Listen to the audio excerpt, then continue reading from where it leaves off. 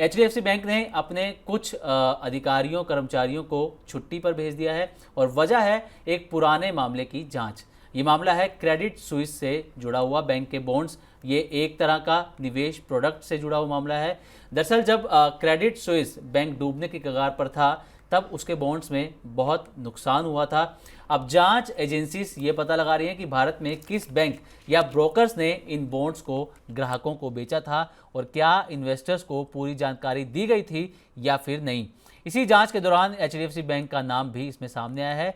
इसलिए बैंक ने सावधानी बरतते हुए अपने कुछ कर्मचारियों को जांच पूरी होने तक छुट्टी पर भेज दिया है।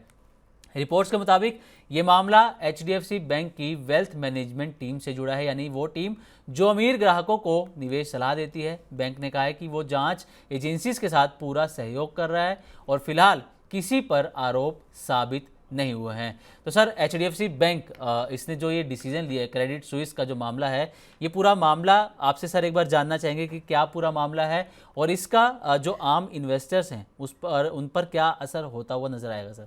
नहीं, बिल्कुल देखिए, बैंकिंग प्रोडक्ट्स की मिस सेलिंग का मामला हम लगातार अपने प्लेटफॉर्म पर उठाते आए, चाहे बैंकिंग फ्रॉड हो, चाहे इंश्योरेंस से रिलेटेड मिस सेलिंग की बात हो। और ये जो कथित तौर पर जो बात आ रही है कि एचडीएफसी बैंक में के जो सीनियर एम्प्लॉयज़ हैं, सीनियर एग्जीक्यूटिव्स हैं, उन्होंने मिस सेलिंग की 81 बॉन्ड्स की। 81 बॉन्ड्स अपने आप में बड़े कुख्यात रहे हैं। यस बैंक के साथ भी ये मामला आया था जिसको हमने भी अच्छे से कवर किया था।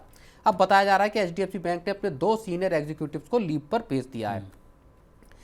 एचडीएफसी बैंक के जो ब्लूमबर्ग की खबर है उसके हिसाब से एचडीएफसी बैंक के जो प्रवक्ता है उनका कहना है कि हम इस मामले को देख रहे हैं, अभी तक कुछ चीज़ें सामने नहीं आई हैं। लेकिन ये मामला दरअसल 2023 में क्रेडिट स्विस के जो 81 बॉन्ड थे उनको बेचने का है, जिनको बाद में राइट ऑफ कर दिया गया।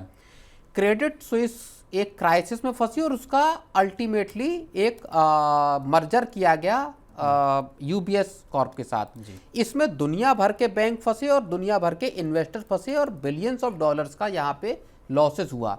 भारत के भी कई कस्टमर्स यहाँ फंसे और इन जो बैंक जो इसमें फंसे थे उसमें एक नाम जो है वो एचडीएफसी बैंक का भी था।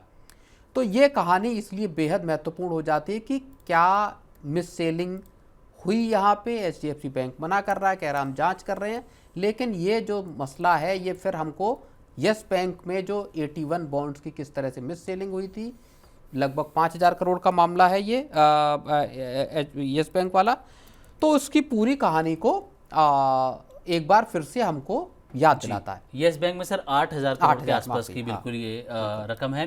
अच्छा सर, ये जो पूरा जो मामला क्रेडिट स्विस वाला हम देख रहे हैं, एचडीएफसी बैंक की वेल्थ मैनेजमेंट टीम से ये मामला जुड़ा हुआ है, तो क्या भारत में जो निवेश देने के जो रेगुलेशंस हैं क्या वो कमज़ोर हैं? नहीं, निवेश के रेगुलेशंस कमज़ोर नहीं है।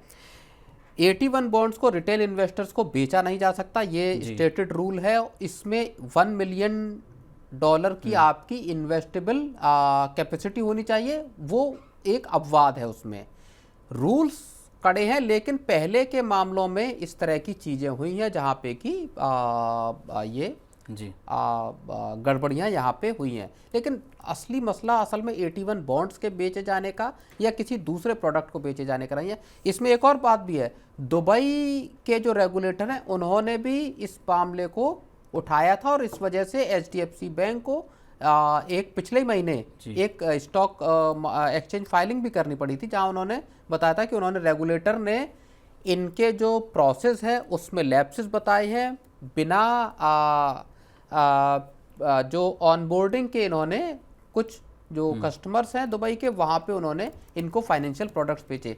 तो मामला दरअसल मिस सेलिंग का ज़्यादा बड़ा है, चाहे वो 81 बॉन्ड हो या इंश्योरेंस हो या बाकी के प्रोडक्ट्स हों। ओके, अच्छा सर, मिस सेलिंग की बात है तो कई बार ऐसे मामले सामने आए हैं जहां पर मिस सेलिंग की ये बात हुई है, तो क्या अब आरबीआई और सेबी ये जो मिस सेलिंग होती हुई नज़र आ रही है? एक और मामला क्रेडिट स्विस का जो हाईलाइट दोबारा से हुआ है। बैंकिंग सेक्टर की खासतौर पर अगर मैं बात करूं तो तमाम रेगुलेटरी जो सख्तियाँ आरबीआई को दुनिया के सबसे सख्त बैंकिंग रेगुलेटर के तौर पर गिना जाता है।